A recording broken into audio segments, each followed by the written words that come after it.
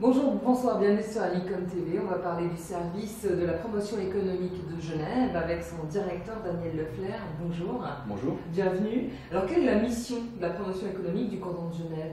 Alors il est vrai que lorsqu'on parle de promotion économique, on a toujours l'impression que le service sert à inciter des entreprises étrangères à investir à Genève. Dans le cadre de la promotion économique du canton de Genève, sa mission est définie dans la loi sur le développement économique.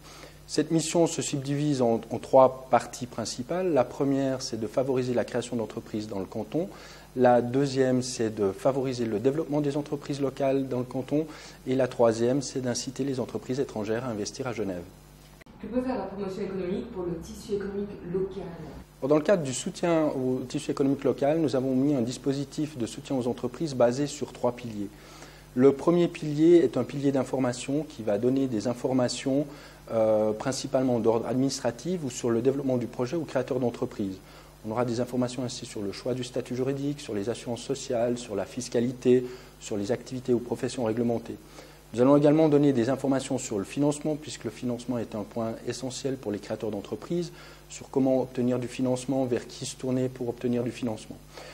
Le deuxième pilier du dispositif de soutien aux entreprises cantonales est un pilier de coaching et d'accompagnement. Nous avons mis en place un certain nombre de dispositifs, d'organismes qui vont aider les entreprises dans le développement de leurs projets, qui vont accompagner les créateurs d'entreprises dans les différentes étapes du développement de leurs projets. Création d'un business plan, recherche de financement, développement de prototypes et autres. Et le troisième pilier est un pilier de financement qui est assuré par la Fondation d'aide aux entreprises, qui peut apporter une aide financière aux entreprises à hauteur de 4 millions de francs suisses. Et quels sont les défis pour le futur? Or, les défis au niveau du futur sont principalement à deux niveaux. Le premier niveau, c'est la collaboration intercantonale, puisque dans le cadre de la nouvelle politique régionale, nous avons mis en place un dispositif qui va coordonner les différents cantons dans l'aide aux entreprises. Donc, ce qui n'était pas le cas jusqu'à maintenant. Ce qui n'était pas le cas jusqu'à présent. Nous avons notamment mis en place une nouvelle promotion économique romande qui va partager les agents sur les différents marchés pour inciter plusieurs entreprises à venir s'installer dans la région. De l'autre côté, c'est le soutien à l'innovation qui va représenter, je dirais, un défi majeur, puisque dans ce cadre-là, nous avons constaté qu'à Genève, nous avons un grand nombre de multinationales, dans la région lémanique, nous avons un grand nombre de multinationales, et de l'autre côté, un tissu de PME.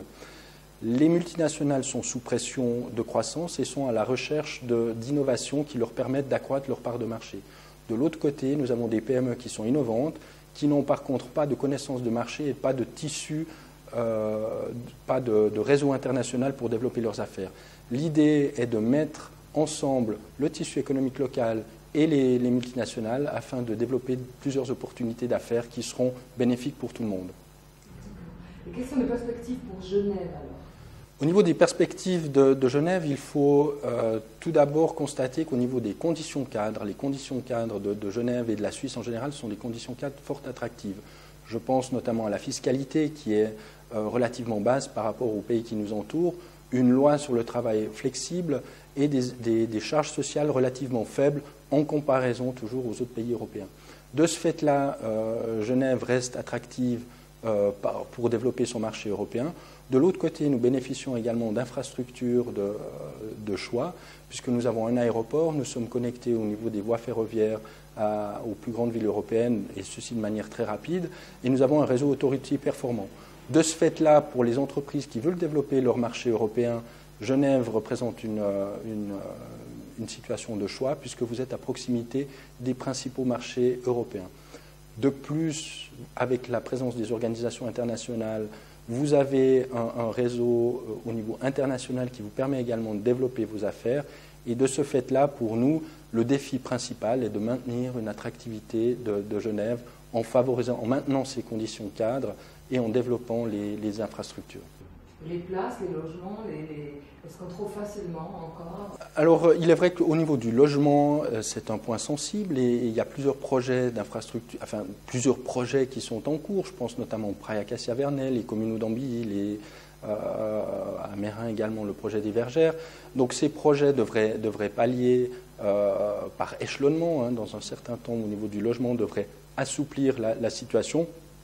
De plus, si on compare la situation de Genève avec d'autres villes comme Paris ou Londres, la situation de Genève est préférable.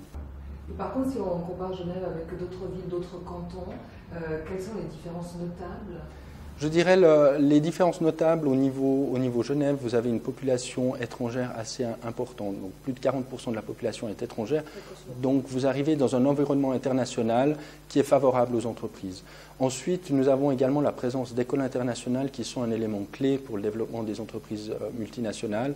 Et de ce fait-là, on a les caractéristiques principales de Genève qui se distinguent des autres cantons. Donc je dirais une certaine infrastructure et une certaine taille, masse critique, que d'autres cantons n'ont pas.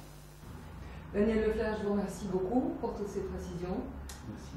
On se retrouve bientôt pour une autre émission. Au revoir.